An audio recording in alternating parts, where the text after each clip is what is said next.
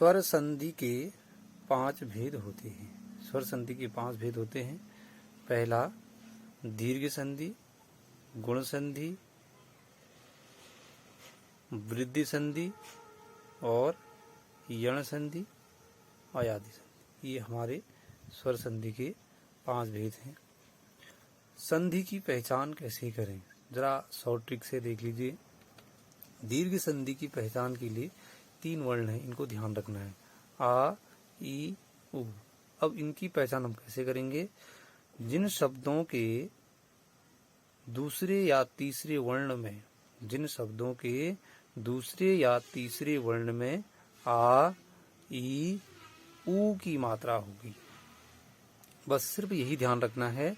जिन शब्दों के दूसरे या तीसरे वर्ण में आ, ई, उ की मात्रा होगी, वहां पर डायरेक्ट हमारा दीर्घ संधि हो जाएगा। वहां पर कौन सी संधि होगी? डायरेक्ट दीर्घ संधि।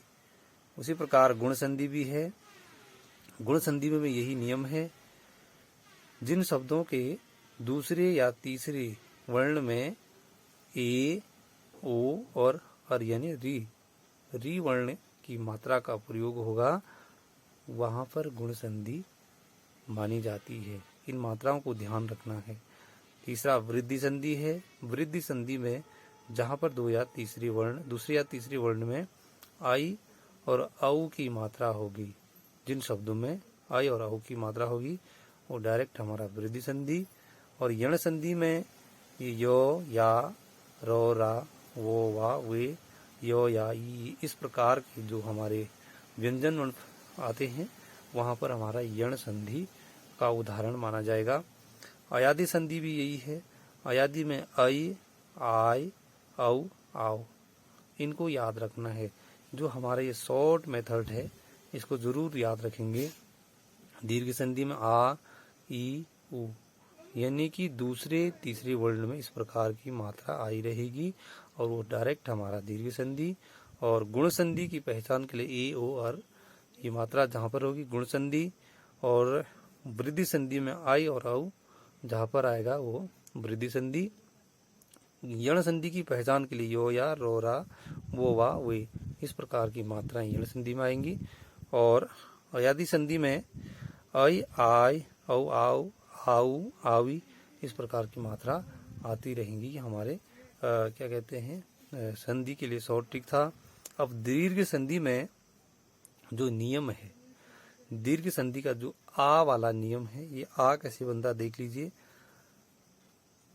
ओ धन ओ बराबर आ होगा, या फिर उसके बाद आ धन ओ आ बराबर आ होगा, आ धन आ बराबर आ, और आ धन ओ बराबर भी आ होगा। ये ध्यान रखना है कि ये वर्ण कहाँ से आ रहे हैं, आ का नियम कैसे। जैसे लिखा हमने देवर्चना, देव धन अर्चना, देव धन अर्चना, यानी कि वो का जो अंत है ओ से, जो ये वो है, इसको ओ से उच्चारण किया जाता है, तो वो यानी ओ धन ओ बराबर हमारा आ बन जाता है। तो इस प्रकार से ये देवर्चना हो गया। तीसरा है सत्याग्रह, सत्य धन आग्रह, यो का अंत ओ से होता है और दूसरे खंड में जो दूसरा वर्ण है उसको ज्यों का त्यों लिखा जाता है, तो ओ धन आ बराबर भी आ होगा। तो ये सूत्र है। ये इसीलिए कहा था मैंने कि जहां पर जिन शब्दों में दूसरे तीसरे वर्ण में इस प्रकार की मात्राएं होंगी, वो हमारा डायरेक्ट दीर्घ संधि का उदाहरण होगा। तो ये देख लीजिए, शब्द भी उसी प्रकार से आ रहे हैं। जैसे विद्यालय, विद्याधन आलय, विद्याधन आलय, यहाँ पर जो हमारा वर्ण है आ धन आ बराबर आ बनेगा। वैसे ही सीमांत, सीमा धन अंत, आ धन ओ बराबर भी आ होगा। ये नियम हमारा इसमें था, इन्हें आ वाले वर्ण में। तो ये जरूर याद रखेंगे कि जिनमें वर्णों की मात्रा इस प्रकार से होगी, ये वाली मात्राएं होगी, ये दीर्घ संधि की पहचान। 3 ही वर्ण हैं, सिर्फ 3 वर्ण हैं, 3 प्रकार की मात्राएं दीर्घ संधि में होंगी। तो ये हमारा आ वाला उदाहरण है।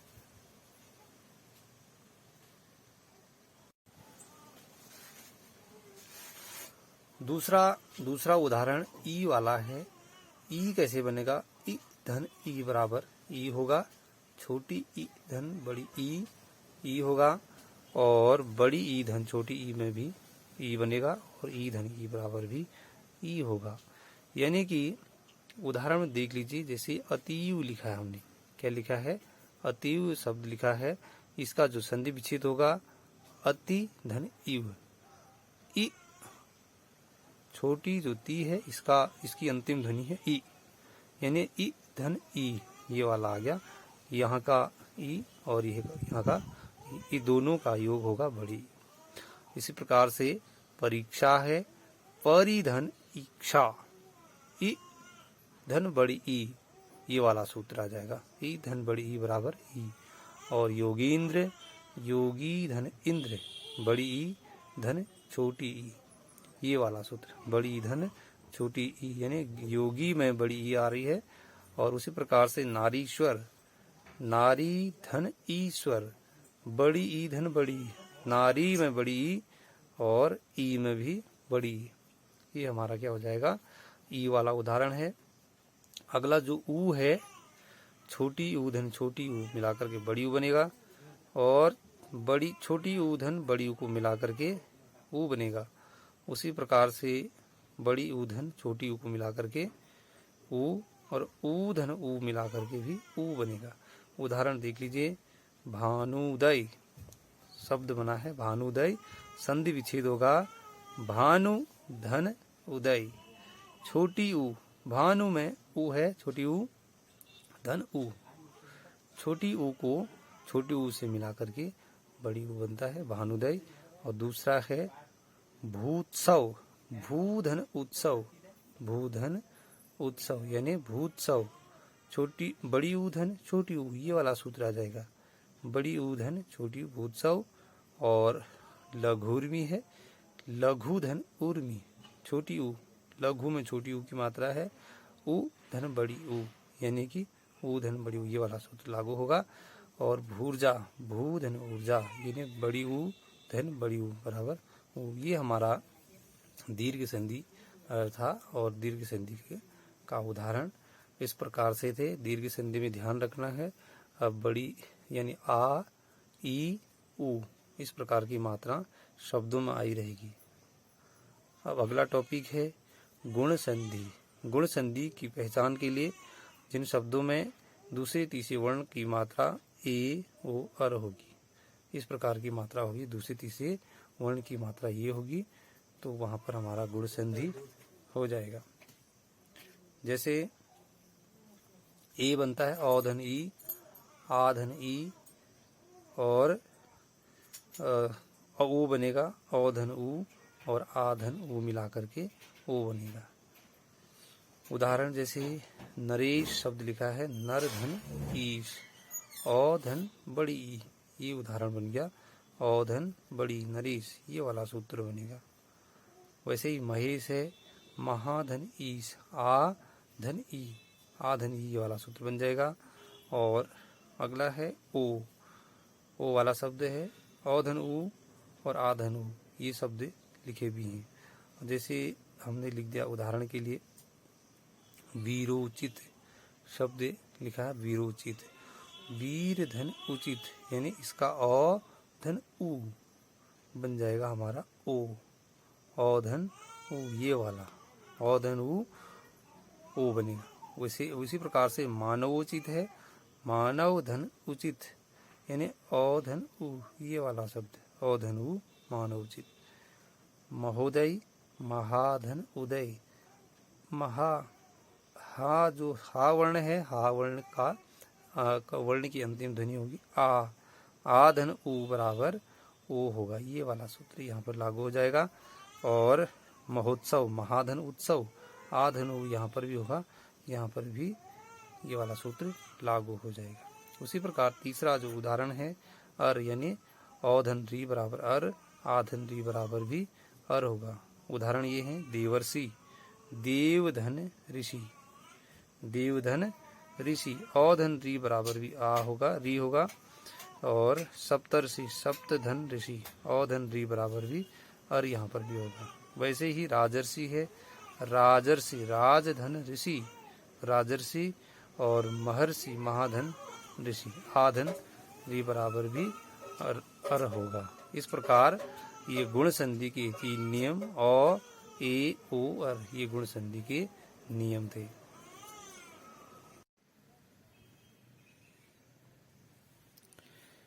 वृद्धि संधि, अगली संधि है वृद्धि संधि। इसका जो सूत्र है आई और औ, यानी कि जहां पर किसी शब्द में दूसरे या तीसरे स्थान पर आई और औ की मात्रा होगी वहां पर वृद्धि संधि होगी। ये नियम भी है, ये शॉर्ट मेथड भी है। जैसे आई का निर्माण औ धन ए, आ धन ए, औ धन आई और आ धन आई, इन चारों सूत्रों को मिलाकर के आई वर्ण का निर्माण होगा। जैसे एक एक है, एक धन एक, एक में क का जो अंतिम ध्वनि है ओ, और ये दूसरे खंड का पहला वर्ण जो है ज्यों का त्यों लिखा जाता है, तो ओ धन ए बराबर आई होगा। ये सूत्र में भी है। अगला जो उदाहरण है लोकेशणा, लोक धन ऐषणा, यानी ओ धन ए बराबर भी आई होगा, ये सूत्र है। अगला उदाहरण मतैक्य, मत धन ऐक्य, यानी ओ धन आई, तो में ओ है और ओ धन आई में दोनों का मेल होगा आई, यानी ओ धन आई बराबर आई, मतैक्य।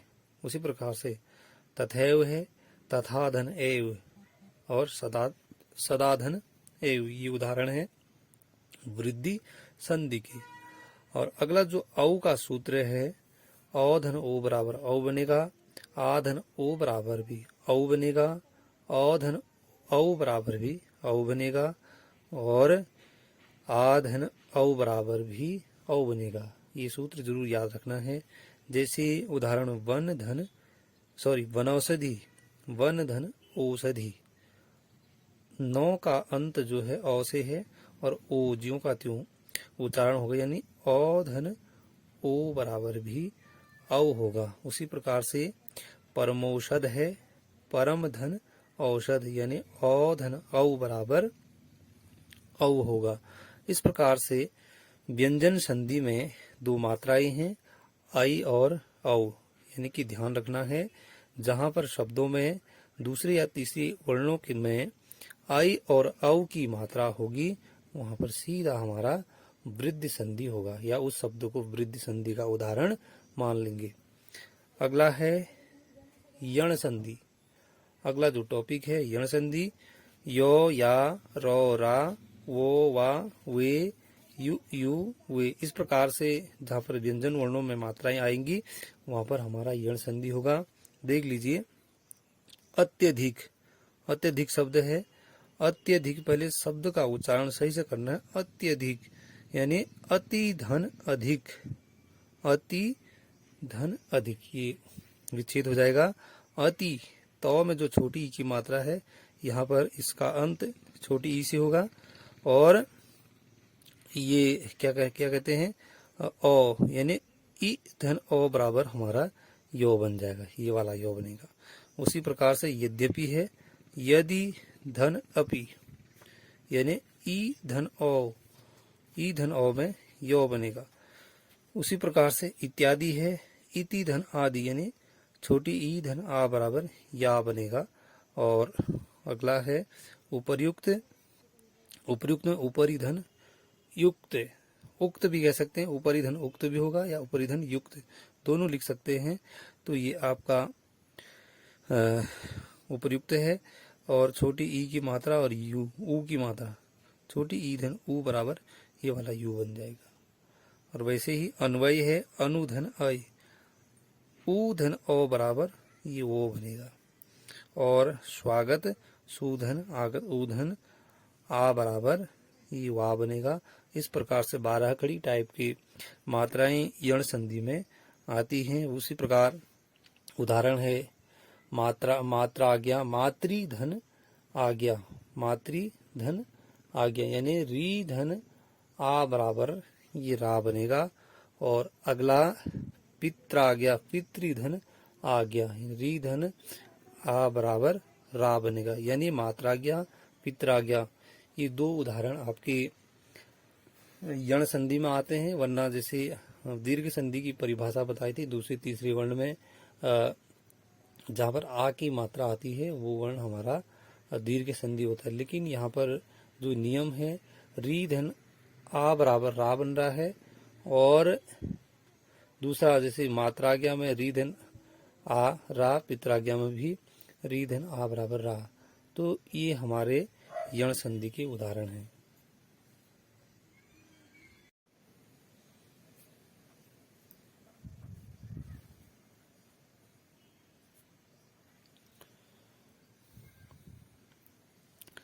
अयादि संधि स्वर संधि का अंतिम रूप है अयादि संधि। अयादि संधि में जो मात्राएं अय, आय, आई, औ, आव, आवी और आउ इस प्रकार के नाम से जाने जाते हैं। जैसे अय है, अय का निर्माण ए धन ओ बराबर, इसको अय पढ़ेंगे। उसी प्रकार से आय में अय धन ओ बराबर आय होगा, और आई में अय धन ई छोटी ई होगा। आउ में औ धन ओ आउ, औ में ओ धन ओ औ होगा। औई में ओ धन ई, आउ में औ धन उ। तो ये हमारे अयादि संधि के उदाहरण हैं। और जैसे संधि विशेष देख लीजिए, अय कैसे बनेगा, नयन ने धन अन, नौ में ए की मात्रा है, ए धन ओ बराबर ये अय होगा, ए यहाँ पर होगा और ओ। नयन चयन में चे धन अन, चयन शयन में शे धन अन, यानी ए धन ओ बराबर ये ओ बनेगा। ये जरूर याद रखना ये वाला सूत्र, ये ए धन ओ। उसी प्रकार से नायक में नय धन अक, अय की मात्रा है, ये अय की मात्रा, और अक दूसरे वर्ण को ज्यों का त्यों लिया जाता है, ये ओ यहाँ पर आएगा, आय हो जाएगा। अय धन ओ बराबर आय होगा। वैसे गायक में और वैसे गायन में संधि विच्छेद लगभग नियम तीनों का एक ही है। आई में अय धन ई, अय धन ई, जैसे नायिका नय धन इका, अय नय में अय की मात्रा है, अय धन ई, ये आ गया उदाहरण में। नय में अय धन इका नायिका। गायिका में भी वैसे ही है, गय धन इका। धाविका में भी धय धन इका। तो तीनों के लिए यहाँ पर भी मेथड एक ही जैसा है। अगला सूत्र आव है, औ धन औ जैसा आएगा। पावक है, पौ धन अक, पौ धन यहाँ पर अक होना चाहिए था, पौ धन अक, पावक हो जाएगा। धावक में धाव धन अक, धावक। उसी प्रकार से औ भवन, भो धन अन, भवन, ओ धन ओ है, ये सूत्र जो है ओ धन ओ, भवन होगा। पवन में पो धन अन, पवन। और औवी में नियम है ओ धन ई, औवी होगा। पवित्र, पो धन इत्र, यानी ओ धन ई, ओ धन ई को ओ ई होगा, यानी ओवी, ये बन गया। आउ में ओ धन उ, औ धन उ, भावुक। ये हमारा अयादि संधि है। अयादि संधि में लगभग जो नियम है 3 वर्णों वाले शब्द अधिकतर पाए जाते हैं, और कोई भी वर्ण आधा नहीं होता है, ज्यादातर बिना मात्रा के वर्ण। और कुछ वर्णों में कुछ शब्दों में पहला तीसरे वर्ण में आ की मात्रा होती है, वे भी हमारे अयादि संधि के उदाहरण माने जाएंगे। बाकी पहले वर्ण में आ की मात्रा, तीसरा वर्ण कोई मात्रा वाला नहीं। तो ये काफी सिंपल है और सरल भी है। अयादि संधि सिर्फ 3 वर्णों के शब्द होते हैं, और ये नियम आपको बता दिए हैं।